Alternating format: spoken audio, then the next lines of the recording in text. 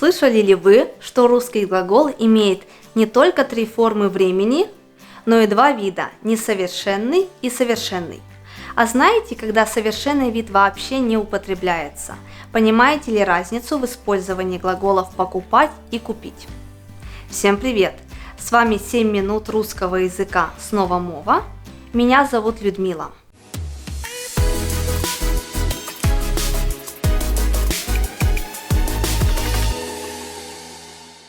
Сегодня мы детально разберем случаи употребления несовершенного и совершенного видов глагола.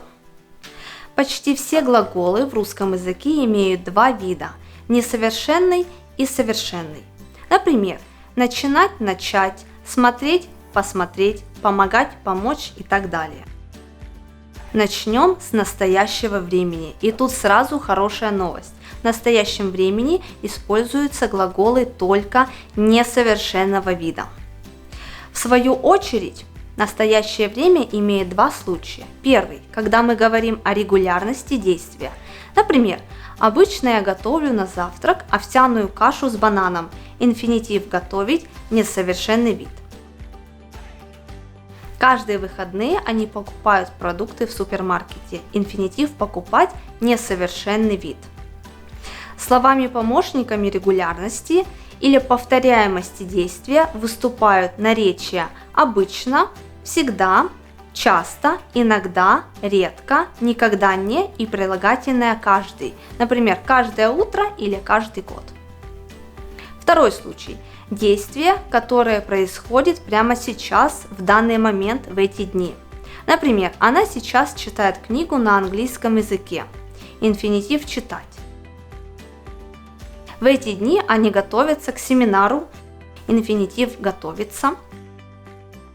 Итак, настоящее время – это повторяемость и действие, протекающее в момент речи и только с глаголами несовершенного вида.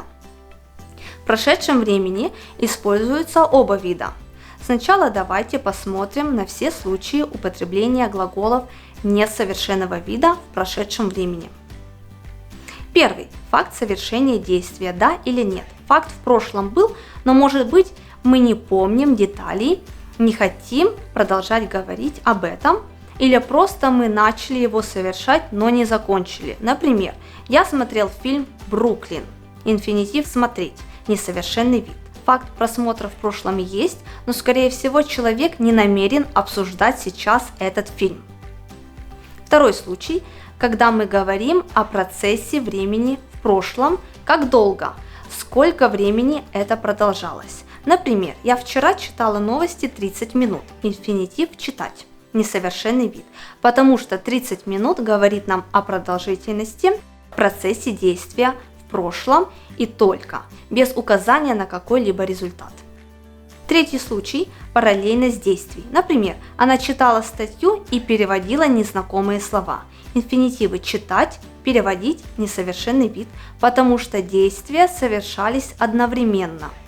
Четвертый случай – регулярность действия в прошлом. Здесь главным словом-помощником является «раньше». Раньше мы часто посещали театральные премьеры. Инфинитив «посещать» – несовершенный вид. Рассмотрим случаи использования глаголов совершенного вида в прошедшем времени. Первый. Результат, завершенность действия. Я помню детали и готов, хочу сейчас обсудить их. Например, я посмотрел фильм «Бруклин». Инфинитив «посмотреть» – совершенный вид. Это не просто факт в прошлом, детали которого я не хочу обсуждать, а результат прошлого, о котором я могу говорить сейчас. Второй случай – указание конкретного количества. Он прочитал 50 страниц. Инфинитив «прочитать» – совершенный вид. Третий случай – действие совершилось один раз. Тут слова-помощники «точно», «вдруг», «наконец». Мы вдруг поняли, что он имел в виду. Инфинитив «понять» – совершенный вид. И четвертый случай – цепь событий, последовательность действий. Например, она прочитала эту книгу и начала писать эссе. Инфинитивы «прочитать», «начать» – совершенный вид. Сначала закончилось первое действие, она прочитала, а потом уже началось второе, она начала писать. Итак, Несовершенный вид в прошедшем времени – это факт действия, да или нет, процесс времени, параллельность действий и регулярность. Совершенный вид – результат действия, конкретное количество, единоразовое действие и цепь событий. В будущем времени также используются оба вида.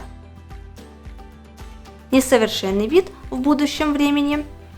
Первый случай – регулярность. Например, зимой я каждый вечер буду читать что-нибудь интересное. Второй – процесс. В понедельник у них экзамен, поэтому все выходные они будут читать учебник. Третий – параллельные действия. Она будет читать детектив и анализировать героев. Совершенный вид в будущем времени. Первый случай. Результат действия. Единоразовое действие. Например, я обязательно прочитаю этот документ к пятнице. Слова-помощники обязательно, вдруг, точно, наконец. Второй. Цепь событий. Он прочитает книгу и отнесет назад в библиотеку. Итак, несовершенный вид в будущем времени – это регулярность, процесс действия и параллельные действия. Совершенный вид – результат действия и цепь, последовательность событий. Мы подробно рассмотрели случаи использования несовершенного и совершенного видов глагола. Есть ли у вас какие-нибудь трудности с русской грамматикой? Что еще вы бы хотели разобрать? Подписывайтесь на наш канал и задавайте мне вопросы под видео, и я вам обязательно отвечу.